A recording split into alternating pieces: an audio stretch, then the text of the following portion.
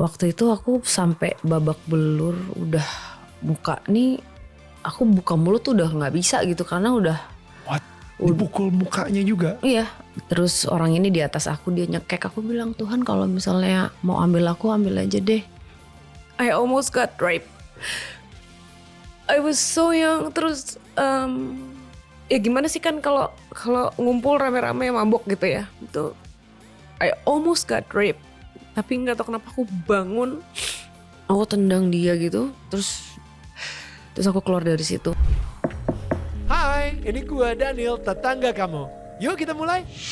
Pertama kali Tuhan menemukan seorang Sarah itu di mana dan kapan? Kayak lo narkoba, toxic relationship, di dunia artis, udah kemana-mana banget lah gitu. Like when was the first time Tuhan menemukan hati seorang Sarah Wijayanto? Sebenarnya pada saat dulu aku make itu ya. Dan ketemu sama orang yang salah, yang waktu itu aku in abusive relationships, jadi dipukulin ya. Ada momen dimana waktu itu aku sampai babak belur, udah muka nih, aku buka mulut tuh udah nggak bisa gitu karena udah. What? Dipukul mukanya juga? Iya. Udah. Gue pikir kayak cuman badannya aja gitu. One moment ada ini aku tuh buka mata nggak bisa, udah separah itu gitu ya. Terus orang ini di atas aku, dia nyekek, aku bilang, Tuhan kalau misalnya mau ambil aku, ambil aja deh. Aku udah nggak kuat gitu. Cuman ternyata aku nggak boleh nyerah kan. Itu masih berjalan, nggak lama setelah itu tiba-tiba rumah itu di gerebek sama polisi. Dan ternyata my ex ini dia udah target operasi. Ini pas lagi dia nyekek dan enggak, setelah pokoknya nggak lama setelah itu. Nggak lama setelah kejadian aku bilang, Tuhan kalau misalnya udah aku nggak kuat nih, aku ambil aku aja gitu. Wow. Dan itu terjadi, digerebek rumahnya, ditangkaplah, dibawa. Ya. Kan logikanya aku juga harusnya masuk ya. Karena lu juga pemakai narkoba juga gitu. Iya kan. Tapi waktu itu aku dipanggil sama kepala polisinya. Terus dipisahin ruangan gitu, dia bilang, kamu nih masih kecil. Kamu nih cuman digunain aja sama orang ini gitu. Oh wow. Telepon bapak kamu. Terus I call my dad pick me up. Udah. Itu kayak buat aku, ya tangan Tuhan untuk menyelamatkan aku. Can you imagine kalau gue masih di situ, gue udah mati kali. Itu sih aku percaya itu. Kalau polisi nggak datang dan bikin dia jadi TO gitu misalnya, mungkin dia udah udah dan aku masih bego, ketakutan, nggak mau keluar dari situ kan. Nggak mau kabur. Takut, jadi ke brainwash. Kan udah lama ya, maksud itu kan tahunan, dan aku emang salah aku yang menempatkan diri aku di situ. Maksudnya ya itu it's a part of my fault juga. Ya karena kan satu, aku pakai narkoba. Terus tidak punya keberanian untuk keluar dari situ gitu. Dan udah macem-macem lah gitu ya. Tapi itu aku percaya ya Tuhan kasih aku kasih aku kesempatan untuk hidup. Terus udah gitu aku bisa lepas dari narkoba, bisa sembuh, bisa sehat, lahir batin. Itu kan karena apa? Karena tangan Tuhan. Wow. Dan banyak teman-teman aku di tahun 90-an itu yang make bareng itu udah gak ada. Udah semuanya udah overdose, meninggal karena sakitnya apa segala macam. Jadi buat aku tuh ini ya Tuhan tuh kayak ngomong ke aku, ya gue kasih lo kesempatan ya. Dulu jangan sia-siain gitu. Ya of course lah. Jadi sekarang aku tuh apa yang aku lakukan ya misalnya berbagi cerita atau berbagi tentang cerita kasih Tuhan itu kan supaya orang dari 10 orang mungkin ada 5 orang yang mau belajar dari situ, tuh buat aku adalah the least I can do untuk give back, berbagi kasih itu sebenarnya. Ya, ya. Itu sih. Jadi sebenarnya dari remaja ya aku udah mulai ngerasain apa ya? Ini I'm protected. Gue nggak pernah selain nggak pernah cerita, nggak tahu ya ini.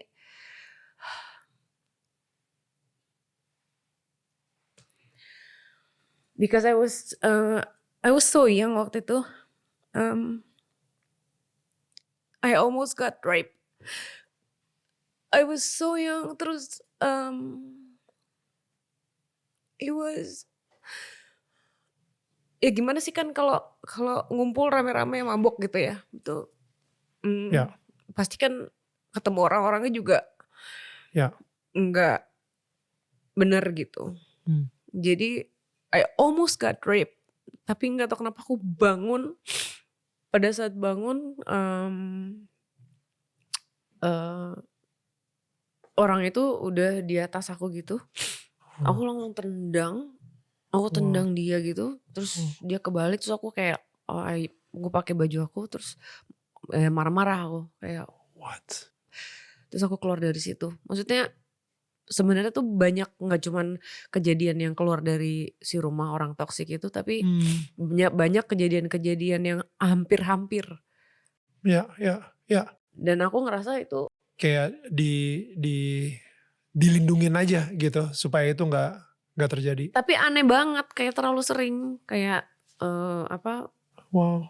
ada aja gitu. I think ya kalau misalnya lagi, gue sendiri juga denger so many cases yang orang bukan cuma narkoba gitu, bahkan minuman keras pun juga mereka jadi nafsu banget dan akhirnya terjadi pemerkosaan yang Iya, kalau misalnya perempuan, kayak makanya aku selalu bilang kayak hati-hati buat young girls, siapapun ya, nggak young girls aja, semuanya kalau pergi gitu hati-hati, karena kita nggak tahu orang kasih minuman apa, kasih apa di dalam minumannya, terus lo pass out, ada orang pikirannya kacau kan, gitu loh. It ends. It was all in the 90s kan, it was hard ya. Ya, karena nggak ada handphone, nggak ada yang ngevideoin segala kayak gitu, jadi everybody feels like mereka bisa ngelakuin apa aja gitu, apalagi with that drugs circle. Itu sih salah satu hal yang kayak, kalau gue nggak bangun gimana? Iya. Aku bangun, aku pergi dari situ. Itu gila banget sih. Tapi gila ya, itu kayak ya itu kayak dibangunin malaikat, dibangunin Tuhan gitu, kayak abis itu lo langsung nendang dan lo secara refleks cabut, padahal lo sendiri juga lagi high mungkin, dan refleksnya bisa ngelakuin itu gitu. Terus itu aja ya, waktu pada saat dulu tuh kalau pas lagi dipukulin sama my ex itu tuh kayak I will see something behind him, itu gelap gitu, serem deh. Berarti dia bisa mukul lo karena ada setan yang menyuruh dia untuk mukul? Bukan. Oke. Itu adalah pilihan dia sendiri sebagai manusia yang buruk. Oke. Tapi karena pilihan dia yang buruk, akhirnya menjadi beacon untuk setan. Ya, setan akhirnya wah ini gue suka nih. Iya. Gue tempelin terus supaya dia makin hancur. Lu ketika lagi kecanduan narkoba dan seperti itu, menurut lu di belakang lu sendiri ada sosok hitam itu juga gak? Nah, of course. Ini nih. Of course. Dan gimana caranya untuk lepas dari si sosok hitam itu? Jadi suatu hari aku kayak bangun, what the hell am I doing gitu? Kayak udah ini setelah kejadian itu ya, setelah kejadian yang polisi setelah kejadian beberapa kali, terus aku mikir, lo gak malu ya? Tuhan udah kasih lo hidup berapa kali, terus lo mau nyanyain masih make? Wow. Kan bego. Akhirnya udah berhenti. Wow. Bersih, nah itu pelan-pelan sih, cuman maksudnya sehat, Tapi nggak tahu ya, mungkin emang I'm lucky. Aku ngerasa aku beruntung. Ya. Karena aku dikasih sehat, dikasih orang kalau bilang aku bekas make dulu pernah nyuntik juga kayak Gak ada gitu. yang percaya. Ya. Kayak aku beruntung gitu. Karena masa depan lo sekarang ini gak sesuai dengan apa yang biasanya terjadi ketika orang make gitu di. Dan makanya aku bilang aku beruntung sekali gitu. Makanya ya itu siapa lagi? I'm protected dan aku percaya itu. Makanya itu yang selalu aku pegang. Nggak punya siapa-siapa lagi kok aku. Siapa coba? Nanti kan kita juga disiapkan untuk sendiri. Kita kan pergi nanti sendiri, nggak sama siapa-siapa. Wow. Kita nggak bawa siapa-siapa, cuman Tuhan. Di sini. Wow, preach it. That was so good. That's so good. Sar,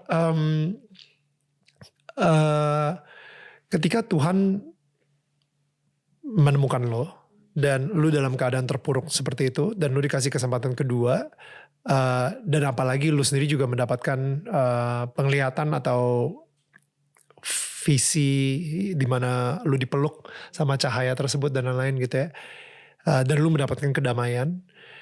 Sepertinya mulai dari situ ya, hidup lu kayak tertransformasi gitu.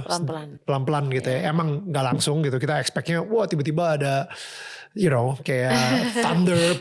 Dan akhirnya tiba-tiba wow, I'm new. Yeah, I think it's not as easy as what people said. Tapi satu hal yang selalu ada, the fact that lu masih bisa ngelihat, lu masih bisa mencium, dan lu masih bisa merasakan gitu. Nah, menurut lu itu menjadi sebuah berkat atau sebuah kutukan? Berkat. Why is that? Well, I know it's not easy. Cuman kalau misalnya aku bilang itu kutukan, nggak semua orang dikasih itu. Dan kalau misalnya aku ngelihat on a bad side, bisa aja sih. Aku bilang nggak enak nih, capek gue. Ngapain mikirin ngerasain apa yang nggak perlu dirasain apa segala macam kan. Betul. Bisa. Tapi kan udah ada dan aku nggak bisa ngilangin. Ya I have to live with it. Dan gimana caranya aku mencari hal yang baik dari ini. Gitu. Soalnya kalau misalnya nggak stres. Dan gimana sih kita melihat hal buruk, traumanya orang, traumanya sosok ini, kan itu banyak hal buruk kan. Cuman sebenarnya gimana caranya aku puter POV-nya untuk gue bisa ambil sesuatu dari sini, belajar. Dan itu terjadi di umur 31 ketika lo akhirnya embrace. 30-an ya, itu panjang perjalanannya. Masih panjang. Jadi setelah mendengar cerita-cerita dari sosok-sosok ini, kalau dibilang kita ngomongin hantu, ngomongin tentang kematian, sebenarnya bukan. Justru malah aku belajar banyak tentang menghargai hidup dari mereka. Wow. Gimana caranya supaya tidak mengulangi kesalahan mereka, supaya tidak menjadi manusia nyangkut. Wow. Manusia nyangkut artinya ya belajar untuk mengurai apa yang kita rasakan. Misalnya kita sakit hati, kita dendam sama orang, kita marah, supaya nggak nyangkut dia nanti. Jangan jadi manusia nyangkut gitu aku bilang ya. I like that. Kalau gitu tolong breakdown ke kita bagaimana cara lo akhirnya bisa melepaskan maaf ya ke mantan lo yang udah nonjokin lo dan bagaimana cara supaya lo nggak menyimpan dendam ke dia gitu. Dan itu kapan terjadi ya ketika lo bisa melepaskan itu? Waktu aku realize itu, jadi trauma yang aku alami di badan itu waktu awal perkawinan sama Demian. Jadi aku sering banget mimpinya itu ada di dalam rumah itu, berusaha untuk kabur dari rumah itu, mimpi dipukulin. Jadi aku akan ngelawan mau ngelawan balik nggak bisa. Pokoknya mau kabur dari rumah itu. Itu pokoknya terus-terusan itu. Jadi kadang-kadang si Dem yang suka kena pukul. Karena I'm trying to kayak gitu kan. Tanya deh sama dia. Baru meret udah. Tanya deh sama dia. KDRT. Iya, tanya deh sama dia. Terus itu terus-terusan terjadi sampai stop setelah 5-6 tahun. What? Iya. Dan di terakhir mimpi aku bisa ngelawan dia, terus aku keluar dari rumah. Okay. Itu lucu banget kayak Wow. Berarti kan melepaskan trauma ya mungkin ya. Di mimpi. Di mimpi ya. Ya. Itu lucu. Oke. Maksudnya mungkin setiap orang berbeda ya traumanya. Cuman aku nggak tahu itu mimpi. Setelah itu aku nggak pernah mimpi lagi. Wow. Nah setelah nggak mimpi lagi, tiba-tiba ada hal yang akhirnya aku harus ya ketemu. Maksudnya bukan ketemu ini ya, ada urusan tapi yang bukan berhubungan sama dia, Oke. sama anaknya. Oh wow. Ya. Dan dari situ aku kayak, kalau misalnya aku ketemu dan salaman gitu nggak masalah kok. Wow. Karena aku udah it's in the past dan aku ngerasa ya gue tidak memaafkan apa yang lo lakukan ke gue. Tapi ya gue menerima apapun yang sudah terjadi. Karena apapun yang terjadi dalam hidupku itu karena aku juga. I put myself di situ. Gitu. Dan ya udah it's in the past, itu aja sih, lebih ke situ sih. Jadi bukan memaafkan orang toxic dan jahat ya dan abusive, tidak. Tapi untuk hati aku aja untuk tidak kebawa kembali gitu. Kalau dendam udah gak ada, rasa dendam itu. Sama sekali. I think itu sih yang paling penting, karena kebanyakan orang tuh suka salah persepsi ya. Ketika dia bilang untuk memaafkan, itu kesannya lu secara otomatis harus melupakan. Padahal sebenarnya itu enggak. Jangan gitu. Contoh analogi, ada seorang suami yang mukulin istrinya, dan habis itu istrinya ngusir dia dari rumah, akhirnya suaminya pergi gitu. Dan obviously si suaminya itu minum-minum dan lain-lain. Nah, jadi si istrinya ini dibilang, oke, maafin, lepasin maaf gitu. Nah, lepasin maaf itu bukan artinya langsung lu 100% mempercayai dia. Ketika lu memaafkan, karena memaafkan itu bukan untuk si orang tersebut tapi untuk diri lu kan. Memaafkan supaya memaafkan diri lu yang memperbolehkan untuk ditonjok sama dia misalnya seperti itu, atau diperlakukan secara keras.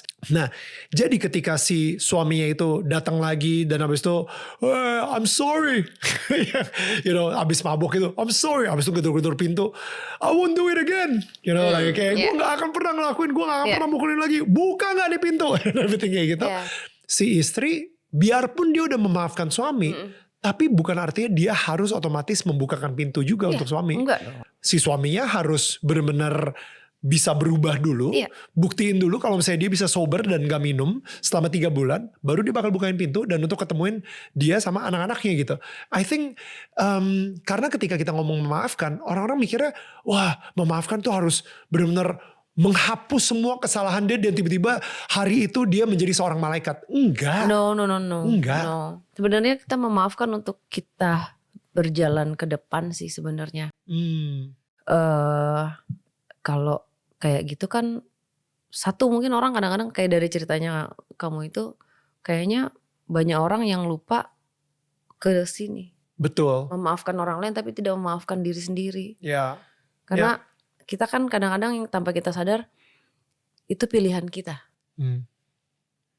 Itu sih. Jadi jangan kebalik gitu. Terus satu emang ya memaafkan hal buruk itu juga pasti ada salah gitu.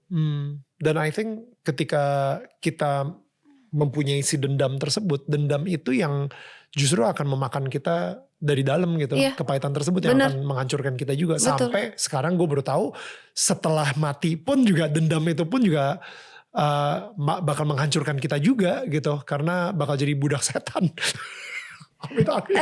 Coya. Tapi itu it happens, serem. Ya sebenarnya itu ya, kita tidak bukan yang ngelupain karena gak akan pernah bisa lupa sebenarnya. Betul. Hal buruk yang terjadi itu kan kita jadikan pelajaran. Justru malah menjadi satu kumpulan-kumpulan untuk kita hari ini menjadi kuat. Kita menjadi orang yang karakter, dan kita kebentuknya hari ini kan karena yang terjadi di masa lalu. Gitu, dan kita mau ngambil dari sisi yang mana. Kalau kita terpancing negatifnya bisa jadi jahat juga. Betul. Kalau kita ngambil baiknya dan menerima bahwa di dunia ini ada yang baik dan jahat, bisa ngambil jadi baiknya. Dan kita harus selalu jaga hati untuk jangan tercemar oleh yang jahat. Iya. Gitu. Kita jadi positif juga bukan berarti harus butterfly, rainbows, enggak sih. Justru kita jadi positif menerima sisi negatif kita. Betul. Diterima aja, nggak apa-apa kok. Betul. Pasti setiap orang kita jealous, kita nggak suka, itu nggak apa-apa. Cuman ya nggak boleh apa ya, nggak boleh berlebihan, kayak Ya. secukupnya. Ya. Semuanya ada takarannya itu sih. Aku masih belajar juga. Kita harus ada di titik netral.